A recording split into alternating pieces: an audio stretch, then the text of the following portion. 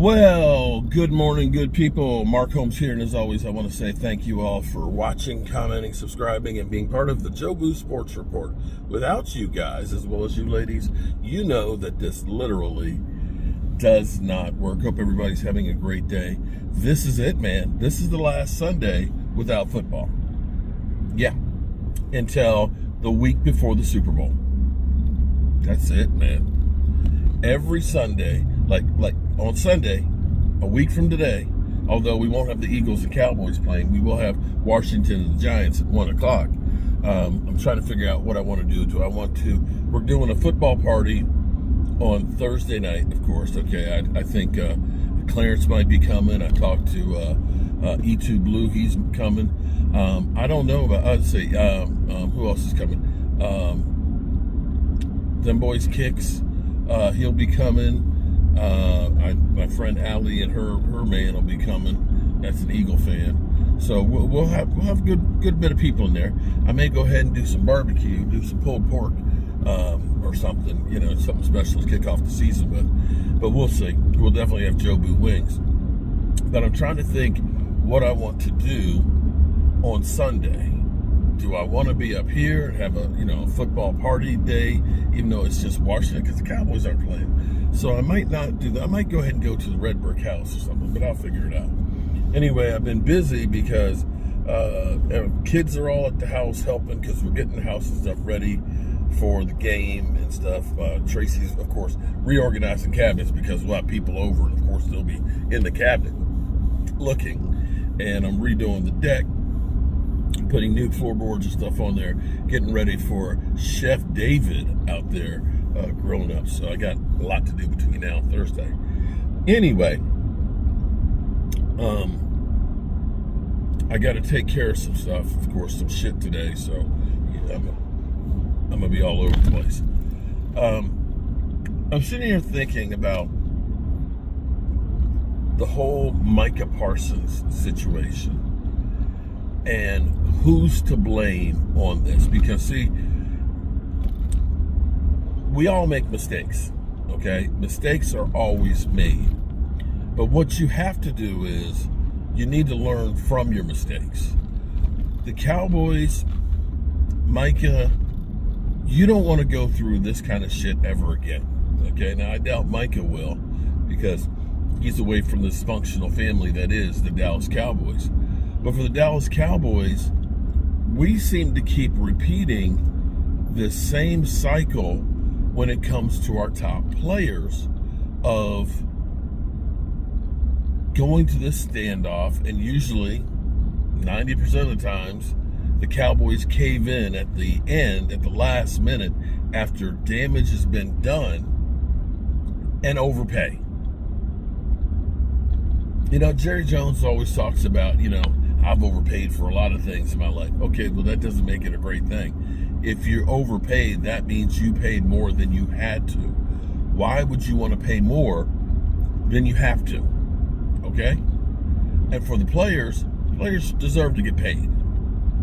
When you see these players after they get out of football, if somebody runs into your car and you have pain and suffering, they screw up your back and stuff, you can't work, you're going to sue them and you're going to get paid for the rest of your life, hopefully. Football, you got what you got. And very few people get to the position where Micah Parsons is to get that money. Most of these guys are getting chump change in comparison for your totality of your life. We're talking about people that are 25, 30 years old that are going to be retired that may have no other skills. So here's the thing with the Cowboys. The Cowboys need to change how they do business. Okay, Jerry, I get it. You built the Dallas Cowboys and made them a money printing machine. Okay? You can't argue with that. But you also need to add to the resume winning since Jimmy Johnson. And what you're doing is two different things. If your whole thing is we're going to go through and not pay people because we're just doing it for publicity, then just say we're just here for publicity. I kind of, in retrospect, trying to put some of this together, trying to understand that Micah Parsons situation didn't start this year. It actually started last year. After the Green Bay game there, Jerry Jones did some soul searching, and when he said, I need to see more leaves fall off the tree, I think he was talking about, I need to see the maturity in CeeDee Lamb. Because we all saw CeeDee Lamb, and I will say he did mature. He changed a lot from that Green Bay game, because that Green Bay game was kind of like he'd rather been anywhere but there.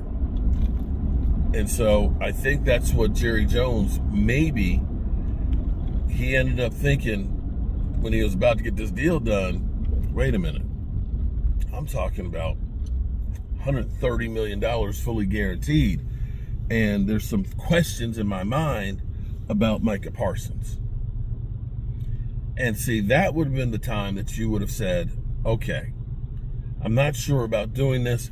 We've paid a lot of guys in the past, and it hasn't worked out. Let's trade him now before the draft. Let's get that draft capital now, because then at least you have a bidding war. You don't want to do a trade out of desperation. They kind of did that with Amari Cooper, and they didn't learn from that. With Amari Cooper, as soon as the season was over, we're trading him, instead of seeing what the market would bear, unless that was just like, we want to send him to Cleveland because we know he won't like being there as much as being in Dallas. That might have been personal. But giving up a player of that skill set for only a 5th round pick, dudes, come on. Everybody should recognize that you got fleeced. He got traded for more than that 3 years later to Buffalo. And then to turn around and say, let's go get Jonathan Mingo, who had done nothing in his career, with a 4th round pick. We have to do better than that. The next thing is, and say, I can understand you questioning paying people. I get that. But how about this? How about we stop drafting guys that are injured because you're trying to get a bargain, that you're trying to get a 1st round graded player at a discount that's injured? You put too much stock in injured players. I don't know what Savon Ravel's going to be. Now, at least that was a 3rd round draft pick. I don't know what he's going to be. He had a tore ACL. Michael Gallup had a tore ACL, and he never got back to anywhere close to what he was years before. Stop investing in guys that are injured. I hope Terrence Steele can turn it around, but right now, Terrence Steele is an $18 million cap hit. Terrence Steele is a higher cap hit than CeeDee Lamb. That may have been one of those ones that, since he had an ACL injury, instead of giving him that $85 million deal, it might not have been a bad idea to actually use free agency and say, I could spend $85 million for him and get locked in for multiple years. Or maybe I get a guy for a couple $1 million, for 2 years.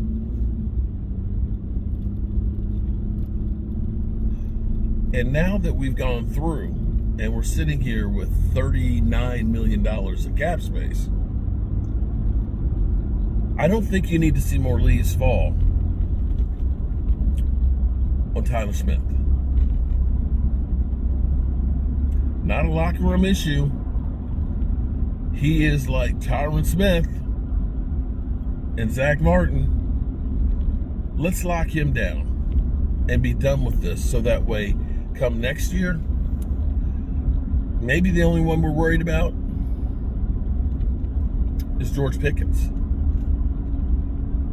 Now, hear me out for a second here. Here might be a possible benefit. In fact, I don't. Hold on. Let me hang on for 1 second. I'm going to check on something real quick. Okay, so I was checking on this. So here's the thing. You got 40 million right now. Okay, you got 40 million right now. You got triggers that you can flip next year on Dak and CD and Osa and Digazua and so on, that will give you cap space. If the Cowboys don't use that 40 million, it rolls over into next year, which will be great. Okay, and I don't necessarily anticipate, unless they go ahead and get Tyler Smith done. But if you go ahead and get Tyler Smith done, it'll be kind of like what happened with Jake Ferguson, where his cap number doesn't change this year, adds it on to next year. Okay, so I don't look to see that you're going to lose any of that money if you go ahead and get Tyler Smith taken care of. In fact, his cap number for next year will go down because you're getting it done early before the 5th-year option. You can use that 5th-year option to help hide some of that money. That would be a wise move. But here's the thing that you could do, since right now wide receiver compensation is up to, over $40 million. You got Terry McLaurin, who just got, 32 million? Since we no longer have to worry about using the tag on Micah Parsons, if George Pickens plays lights out, and I'm not saying this is the best thing to do. I'm not saying this is the best way, because when you use the franchise tag, you, of course, are paying a premium price. But what you could do is this. It's kind of crazy. You could use the non-exclusive tag on George Pickens.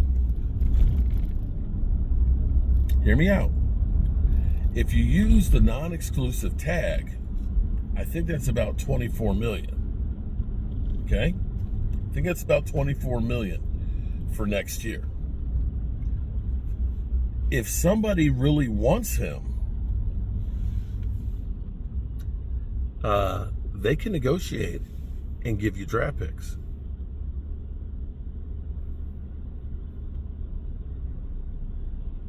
Now, if he goes in free agency and he has a lights out year, you'll probably get a number 3 pick. But let's say he balls out and he's over 1,000 yards.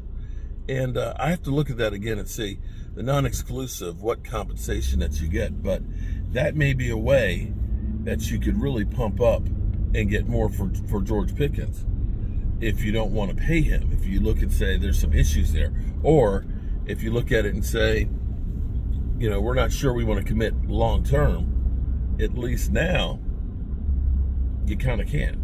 I got to stop. I've got a truckload. Probably can't see it, but I've got a truckload of rotten wood. Nobody wants rotten wood, so I'm taking that to the landfill to get done. So I'll be right back. So here's the thing. You can only tag one player at a time. I'm sure if the Cowboys could, Jerry Jones would look at it. And I'm not saying that would be the best thing to do with George Pickens, but if it ends up being that he does play literally lights out, I mean, let's just say hypothetically that Dak Prescott has an incredible season, that the Cowboys are going to have to throw the football probably, because I don't believe in the running game as much as I should. I don't look at that and say we've got Saquon Barkley. And you could look at a case where George Pickens' set of skills with a quarterback like Dak Prescott, as opposed to the guys that are playing with him, that he could just have a monster season. And if you ended up, he comes back and is like, yeah, I want to be, one of those top 5 wide receivers, and we're looking and saying that it's $40 million a year. Well, plus a year. I mean, again, Terry McLaurin, who is, 30 plus, got 32. You could go ahead and say, you know what? We're going to put the non-exclusive tag on here. And if a team wants to get him, okay. All right. Give me 2 number 1s. There you go. 2 number 1s. And I think the non-exclusive tag is only like 24 million. You won't be happy about that, but that's a possibility. And that's a new door that gets opened because Micah Parsons isn't there. And, and thinking about this, because, you'll hear people like Colin Cowherd will say, Micah Parsons is not Myles Garrett, he's not TJ Watt, or, some of these, top tier, or as they put it, higher ranked edge rushers. Okay, here's the thing. Let me ask you, how's Myles Garrett been in the playoffs? Is he winning Super Bowls? How about TJ Watt? How have the Steelers done in the playoffs with TJ Watt? As far as I can tell, I don't think there's a playoff win. I don't think there's a single playoff win for either of those two top tier paid edge rushers. I'm just saying. So, yeah, maybe this was not the worst move in the world. Now, I'm going to be told that now you're flipping sides and everything. Listen, in life, you can't be so rigid to stick with one idea. You need to be flexible, and you need to be able to change with the times, Jerry Jones, because when you get more information, when you step back, your initial reaction to something may not be the best reaction. And the first idea you come up with might not be the best idea. When you've got more information and when you get step back rationally and look at things, your decisions may evolve. And that's what mine has right now. You lose Micah Parsons, you could hold on to George Pickens, and you've got 2 number 1 picks next year, and you have some cash. Or you lose George Pickens, you only have 1 first-round pick, you got no cash, but you got Micah Parsons. I don't know. It might not be the worst decision in the world. Alrighty, good people, we got rid of all of our soft, rotted wood, and now we're putting down some nice hardwood. Actually, it's not hardwood, it's still southern yellow pine, but it's a lot harder than that shit that's been sitting out there for 15 years.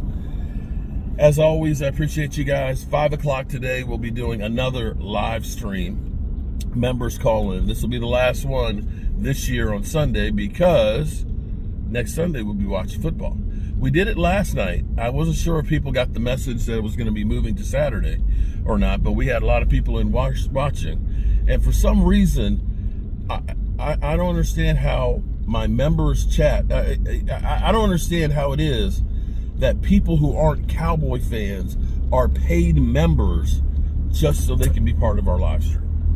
I can't understand it. I'm certainly not paying for an Eagle content creator so I can go sit on there and be a jackass. But that's the way it is. All right, I'll see you guys in 4.5 hours. Peace.